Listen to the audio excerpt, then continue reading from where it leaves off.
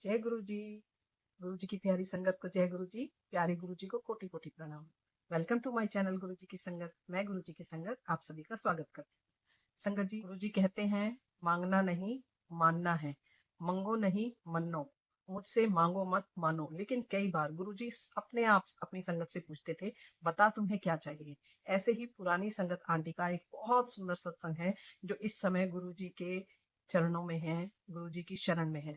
लेकिन जिन लोगों ने अपनी आंखों से यह दृश्य देखा, उन लोगों ने यह सत्संग बताया है। एक बार एक बुजुर्ग आंटी, करीब 70 साल की उनकी उम्र रही होगी, एम्पायर स्टेट में गुरुजी से मिलने आई। गुरुजी के चरणों में प्रणाम करने के बाद गुरुजी के पास ही बैठ गई। गुरुजी ने बहुत प्यार से मुस्कुराते हुए कहा, आ गई आंटी। गुरुजी ने कहा, आंटी ने कहा, हाँ जी गुरुजी। गुरुजी ने कहा, गुरुजी बोले, बता तुझे की चाहिए है। आंटी बोली, गुरुजी मेरे पास सब कुछ है, घर है, बंगला है, गाड़ी है, आपकी दुआ से बच्चे भी बहुत अच्छे हैं, हर सुख मेरे पास है, मुझे कुछ भी नहीं चाहिए। तो गुरुजी ने कहा, फिर भी कुछ मांग ले। तो गुरुजी आंटी ने बोला कि गुरुजी, मुझे सिर्फ ये चाहिए कि जिस दिन मेरी आंखें बंद हो, मेरा माथा आपके चरणों में हो। गुरुजी मुस्कुराए और गुरुजी ने कुछ नहीं कहा। गुरुजी ने बोला, आंटी जा लंगर कर ले। आंटी ने लंगर किया और गुरुजी को प्रणाम करके आंटी चली गई। बहुत दिनों तक आंटी नहीं आई। उसके बाद वापस बहुत दिनों बाद वो फिर से आई। आने के बाद गुरुजी को प्रणाम किया और फिर से गुरुजी के पास बैठ गई। गुरुजी ने फिर से स्माइल करके कहा, आ गई आंटी। आंटी ने कहा, हाँ जी गुरुजी। गुरुजी ने कहा कि चल चाय पी ले। गुरुजी ने उन्हें चाय पिलाई। उसके बाद गुरुजी ने कहा, एक कप और पी ले। आंटी ने एक कप चाय और पी और उसके बाद गुरुजी ने कहा, आ हुण मत्था टेक। आंटी ने गुरुजी के चरणों में जैसे ही मत्था टेका, वो वहीं पे ढेर हो गए। उनकी अंतिम इच्छा पूर्ण हुई। उन्होंने कहा था, जिस दिन मेरा अंतिम श्वास हो, मेरा सर आपके चरणों में हो। और गुरुजी जानते थे कि आंटी का उस दिन, उस समय अंतिम समय था। तो गुरुजी ने उन्हें अपने पास बुलाया, उन्हें चाय प्रसाद दी, उनकी आत्मा को तृप्त किया और अंत में अपने शरण में, अपने चरणों में ही उनको मुक्ति दे दी।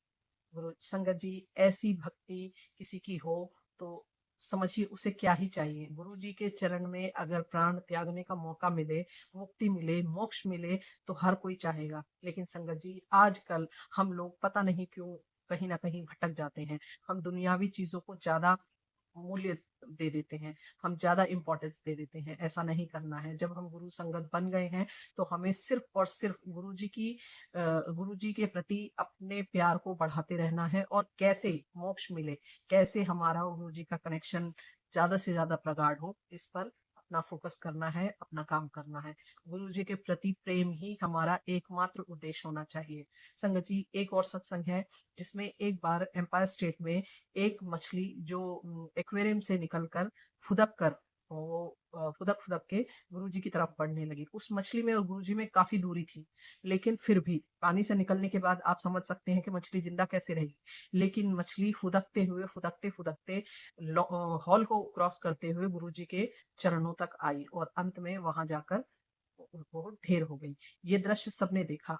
जहां पर भी जितने भी सेवादार वहां मौजूद थे, जितनी भी संगत उस समय वहां मौजूद थी, सब देखकर आश्चर्यचकित थे कि एक मछली पानी से निकल के तुरंत ही मर जानी चाहिए थी, लेकिन उसे गुरु जी के चरणों का रास्ता कैसे पता था।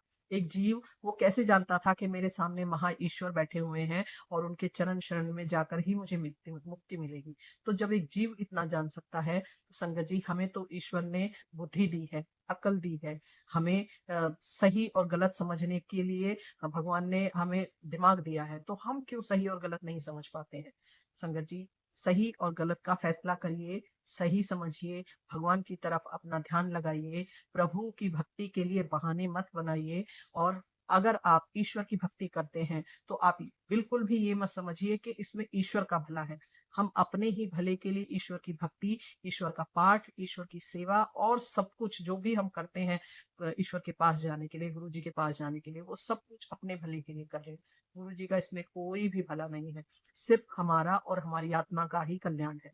तो संगत जी, अपने कल्याण के लिए हर दिन हम गुरु जी का जितना ध्यान, जितना पाठ, जितना नाम जप कर सकते हैं, गुरु जी से जितना प्रेम कर सकते हैं, निस्वार्थ निश्चल प्रेम, उतना करने की कोशिश करें। और जितने लोग आपसे जुड़ते हैं, सबको गुरु जी के बारे में बताइए, गुरु जी की महिमा के बारे में बताइए।